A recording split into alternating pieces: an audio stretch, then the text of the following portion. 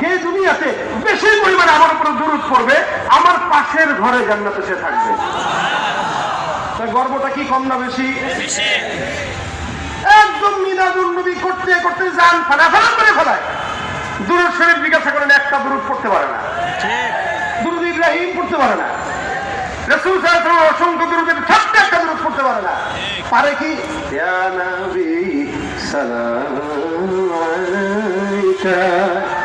সুন্দর, এটা পড়তে আমাদেরও ভালো লাগে। রাসূলের উপরে সালাম পৌঁছান, ঠিক আছে, কিন্তু আকীদাটা কি নিচ্ছে? এই জন্য ইবাদতকে মহব্বতের ক্ষেত্রে মহব্বতের মাপকাঠি জানা উচিত। আমি ওদিকে যাচ্ছি না, যেহেতু আপনারা সব কথা বলে গেছেন। ইবাদতের মাপকাঠি জানা, মহব্বতের মাপকাঠি জানা উচিত। কতটুকু করলে মহব্বতের লেভেল পজিশনে থাকে। রাসূল সাল্লাল্লাহু আলাইহি ওয়াসাল্লামকে মহব্বত করতে যায় মানুষের কাতার থেকে ফেরেশতা বানায় দেয়, নূর বানায় দেয়। আল্লাহ পাক রব্বুল আলামিন ফেরেশতাদেরকে নূরের বানাইছেন, জিন্নাতদেরকে আগুনের বানাইছেন। কি দিয়া? আগুন। মানুষকে বানাইছেন কি দিয়া? মাটি। তাহলে আগুন, নূর আর মাটি। তাহলে আল্লাহ পাক রব্বুল আলামিনের হাবিবের নূর আল্লাহ বলেন, লাকাদ জাআকুম রাসূলুম মিন আনফুসিকুম। তোমাদের মধ্য থেকেই তোমাদের নিকট একজন রাসূল এসেছেন, তোমাদের মধ্য থেকে তোমাদের মতোই। তার মানে আমাদের মধ্য থেকে আমাদের মতো রক্তে মাংসে গড়া মানুষ ঠিকই, কিন্তু পার্থক্য আছে না নাই? আছে না নাই? বর্তমানে উপদেষ্টা মন্ডলী যারা আছেন এরাও মানুষ, আমরাও মানুষ। পার্থক্য? সমন্বয়ক যারা তারাও মানুষ, আমরাও মানুষ। পার্থক্য? কিন্তু এই সমন্বয়কদেরকে 1 বছর আগে কেউ পাত্তা দিছে?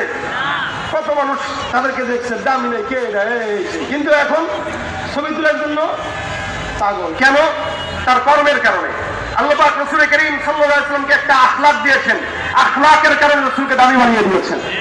এই কারণে সারা বিশ্বের ভিতরে সবচেয়ে দামি রাসূল, সব নবীদের চেয়ে দামি রাসূল। নবী বলেন, তখন থেকে আমি নবী যখন আদম নবী হয় নাই। সুবহানাল্লাহ। আল্লাহ পাক রব্বুল আলামিন রাসূলকে এত সম্মানিত করেছেন। আমাদের মতোই মানুষ, কিন্তু পার্থক্য আছে। আমরাও মানুষ, নবী করিম সাল্লাল্লাহু আলাইহি ওয়াসাল্লাম মানুষ, কিন্তু পার্থক্য কোথায়? আমাদের কাছে ওহী আসবে না, নবীর কাছে ওহী আসছে। আল্লাহ পাক রব্বুল আলামিনের হাবিব রাসূল আল্লাহ পাক থেকে মনোনীত। পার্থক্য এগুলাই। এই কারণে রাসূল করিম সাল্লাল্লাহু আলাইহি ওয়াসাল্লামের বারাআত জাহির করার জন্য আল্লাহ পাক অসংখ্য আয়াত কোরআনে নাযিল করেছেন। কারণ ব্যাপারে এত শক্ত আয়াত আল্লাহ পাক নাযিল করেন নাই। আল্লাহ পাক বলেন, ইন্নাকা লা আলা খুলুকিন আযীম। সারা দুনিয়ার ভিতরে আপনাকে আমি উত্তম আখলাকওয়ালা নবী বানায় দিলাম। সুবহানাল্লাহ। এই নবীর আখলাক কেউ যদি মঞ্চে মানে সে দামি, কেউ ঘরে মানলে সে দামি, কেউ সংসদে মানবে সে দামি। যেখানেই মানুষ না কেন, প্রত্যেক